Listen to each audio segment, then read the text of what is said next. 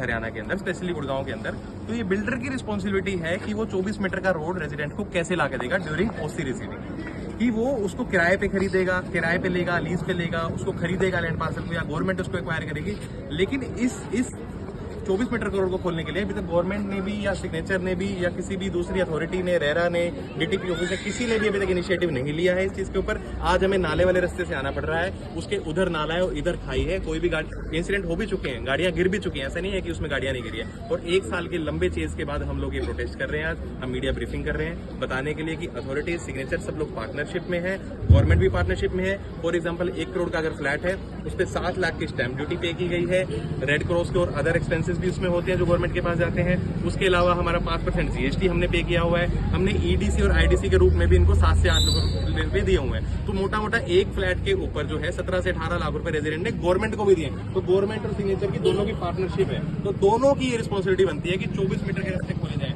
Sector 58 से लेके sector 114 Gurgaon तक कोई भी 24 मीटर का रोड गवर्नमेंट ने आज तक खोल के नहीं दिया, किसी बिल्डर ने खोल के दिया। तो मेरी गवर्नमेंट से भी रिक्वेस्ट है, सिग्नेचर से भी रिक्वेस्ट है, अगला कोई भी आप प्रोजेक्ट लॉन्च करेंगे या बेचेंगे या कहीं पे आप ओसी लेके आएंगे तो आप प्लीज रेवेन्यू रोड के जरिए ओसी ना दें। आप पहले 24 मीटर के रास्ते खोले पूरे गुड़गांव के, सारे रेजिडेंट्स को फैसिलिटी दें, ताकि इस सोसाइटी के साथ साथ पूरे गुड़गांव की सोसाइटीज जो है वो 24 मीटर रोड के थ्रू अपनी सोसाइटीज में एंट्री एग्जिट ले पाए। अदरवाइज हमें ऐसी फीलिंग आ रही है कि हम किसी बुरे गाँव में फंस गए यहाँ के रहने के। ठीक, बताइए कि आज 15 अगस्त है और आज़ादी का पर्व पूरा देश मना रहा है। गुरुग्राम की बात करें, बहुत सारे बिल्डर्स हैं और इस तरह से लोग फंसते हैं।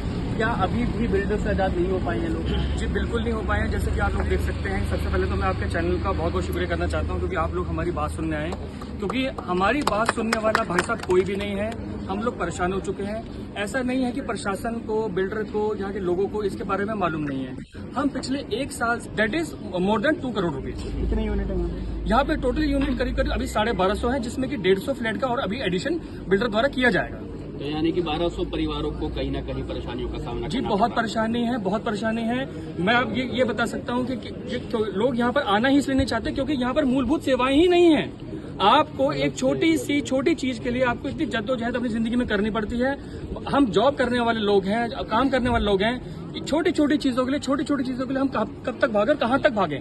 क्योंकि ये पॉसिबल नहीं होता कि हर दिन हर चीज के लिए आप हर जगह भागते ही रहें। बस कोई सेवाएं नहीं है, कुछ नहीं है। और प्लस जाने का माध्यम वो तो है ही नहीं ना। बंदा जाए भी तो जाए कैसे? वो माध्यम ही नहीं है जाने का। तो यही मैं कहना चाहता हूँ। एक छोटा सा इंसिडेंस मैं शेयर करना चाहूँगा, सड़क से रिलेटेड है।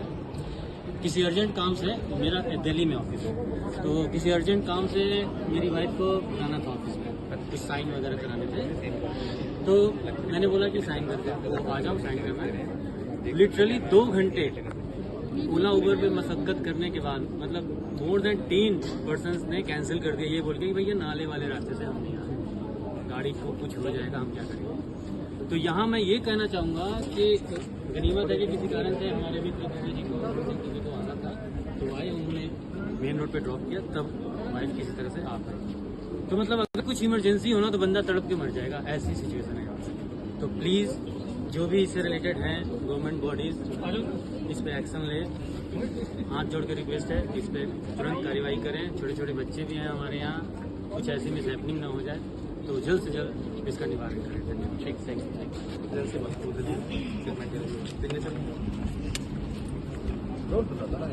एक बार नाम मेरा नाम मोनिका है, मैं यही जेड ब्लॉक में रहती हूँ। सो ये जो एक तो आपको सड़क दिख रही है, रिसेंटली कल परसों बनी है, क्योंकि यहाँ फेज 3 के बिल्डर्स ने आना, बायर्स ने आना था। और दूसरी बार हमारे बिल्डर के बाद जो आता है, हम सोचते हैं मेंटेनेंस वाले हमारी हेल्प करेंगे। सो मेंटेनेंस के नाम पे आप कैमरा घुमा के देख सकते हो, यहाँ पे कुछ भी नहीं है। जो अफोर्डेबल फ्लैट्स बेचे जाते हैं 25 लाख के, और ये जो 1.5 करोड़ के फ्लैट्स हैं, सबकी कंडीशन सेम है। अगर आप किसी भी सिग्नेचर की सोसाइटी में, ऐसा नहीं है कि ये सिर्फ यहाँ है, सिग्नेचर की आप किसी भी सोसाइटी में चले जाओगे, यही रोना है, यही दिक्कत है। तो ऐसा नहीं है कि हमें प्रोवाइड नहीं किया जा रहा, सिग्नेचर किसी को अपने राइट्स प्रोवाइड नहीं कर रहा। सो आप, हम सबके साथ, आप भी मिले हो, हम फाइट करते हैं साथ में, बाकी सिग्नेचर की सोसाइटीज भी हमारे साथ हैं। सो हम फाइट करेंगे। आज हम अपनी आज़ादी मांगेंगे, इसलिए हमने देश की आज़ादी नहीं मंगाई, क्योंकि देश को आज़ादी मिल गई, हमें नहीं मिली, हमें गुलाम बना के रखा हुआ है। हम ट्रैप्ड है, इस सोसाइटी के अंदर ट्रैप्ड है। इमरजेंसी सिचुएशन में हमें किसी लड़के को देखना पड़ता है, कोई हमारे साथ जा सकता है क्या बाहर तक, क्योंकि हम बाहर नहीं जा सकते। विमेन सिक्योरिटी की बात करते हैं, एम्पावरमेंट की बात करते हैं, कुछ नहीं है। एक लेडी यहाँ से बाहर तक नहीं जा सकती, क्योंकि आप रोड का अभी देखोगे क्या हाल है। हम यहाँ से जा नहीं सकते, यहाँ गाँव गांव वाले धमकाने आते हैं। और ऐसा नहीं है कि सिर्फ आदमियों को धमकाते हैं, लेडीज को देख के आप समझ सकते हो ईव टीजिंग के अलावा बहुत कुछ ऐसा होता है जो बोला नहीं जा सकता।